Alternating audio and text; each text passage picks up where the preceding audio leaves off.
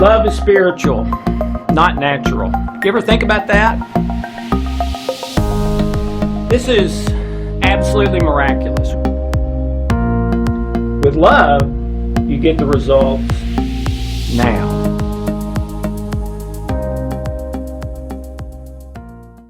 Okay, let me give you an example, because I'm sure some of you are thinking, well, wait a minute.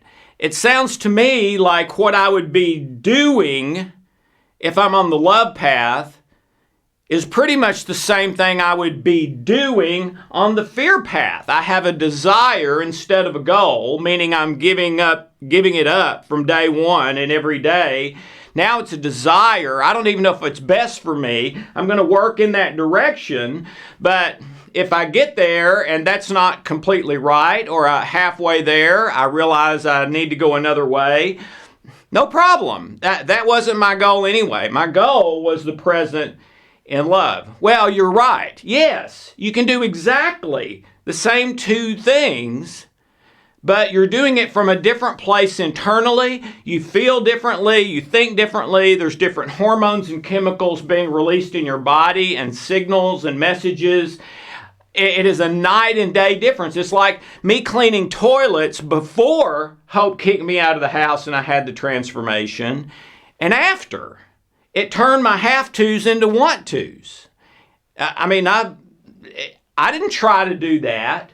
It was done to me, okay? And Hope, going from hating UT football games to take her, if I was watching a game, it might take her hours just to get over the anger of that thing, that flipped trigger inside of her. And then after, there was none of that. She wanted to go. We had a great time. She didn't try to do that. It was done to her. But let me give you a metaphor maybe that's kind of a practical way to look at the difference, all right? One of my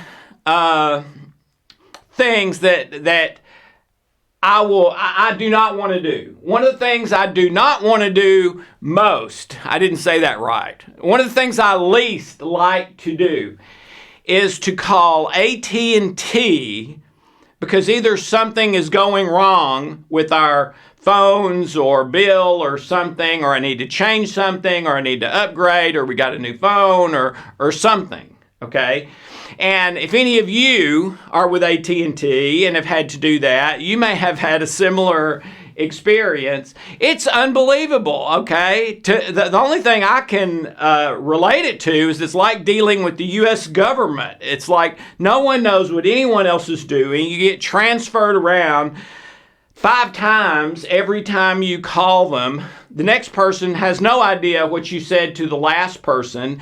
And then after all of that, it's very frequently, at least for me, that my call would be dropped at least once before I was able to get done what I was trying to get done, the reason I called them. Sometimes I've had it dropped 2 or 3 times, and it's taken, like an hour and a half.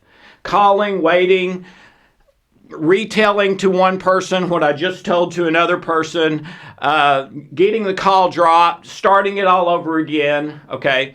Well, that used to make me really angry, irritated, frustrated, okay? And the longer it took and the more I got dropped, the angrier I got, okay? Well, no more, because I'm not on that fear path anymore. See, that's the fear path. All right?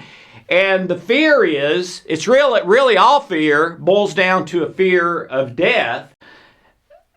The stress response is called the fear response. That's kind of the practical name for it. And the only time it's supposed to be activated is if you're in a life or death situation. So all fear boils down to a fear of death. Okay, a step up from that, you have fear that whatever end result you feel like you want, need, or have to have, that something may happen to keep you from getting that. So you're afraid of not getting the end result that you want. Okay? Well, that's why most people don't choose the love path, even if they want to and try to, because they can't give up the end result.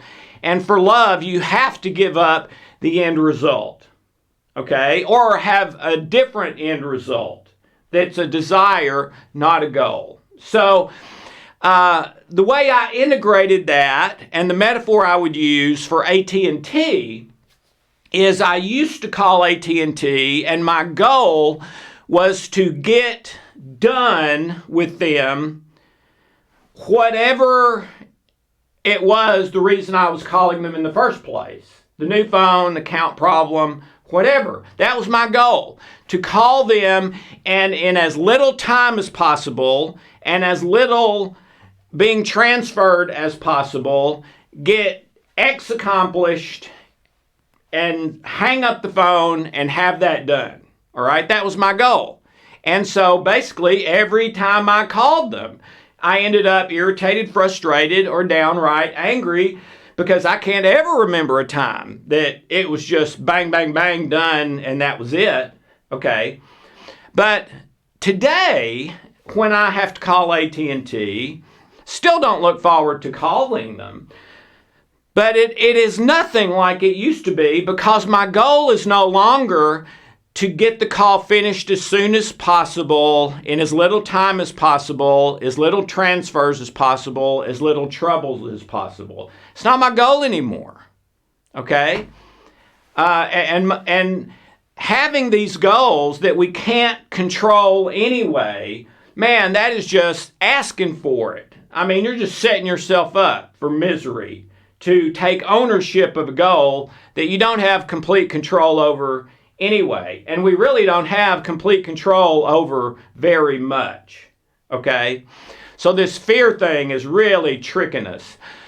My goal now, when I call AT&T, is to make that call and interact with whoever I interact with, and however many times I interact with them, in love as best I can. That's my goal. Okay? That's not a starting place. That's the start, the middle, and the finish. That's the whole ball of wax. So if that's my goal, it's much more important to me that the people I talk to feel good about our conversation and how I treated them and acted toward them. That's more important to me than getting what I called them for. You see the difference? Okay? So if I get transferred around now 7 or 8 times, I'll just listen to music or pray while I'm on hold and assume, okay, well, there's something I can learn from this, or maybe there's somebody I need to try to connect to, like, my USB plugging into everybody and them plugging into me. Maybe there's someone I need to connect to that I can make feel a little better today, and I'm supposed to do that, okay? And it takes all of the pressure off. The pressure is to try to make happen something with your own willpower. And remember, your unconscious is more than 1,000,000 times more powerful than your willpower and conscious intention. So if those two conflict, you lose. I mean, no way about that. So you're going to try all day and still not be able to do it if your unconscious doesn't agree with it. And there's a good chance, if it's not flowing easily, your unconscious doesn't agree with it. All right? And you can try harder for years, and you may never accomplish it, or if you do, it'll just about kill you, and it won't fulfill you in the end. Okay? So, yes, if you're doing filing, if you're digging a ditch, if you're delivering the mail, if you're working in a business office, if you're some sort of doctor or therapist working with people, you do exactly, usually, the same activity in the present moment on either path. It's where are you coming from and what's your goal. Okay? And the only way you can do, I'm saying, the path of love is to commit to it fully, completely, no strings attached, no safety net, forever, no matter what. Because if you don't, your unconscious mind knows it. You can't fool it. And it will not remove the safety features for anything except a total commitment to real love. Because the only thing more important than death, its prime mandate, is love.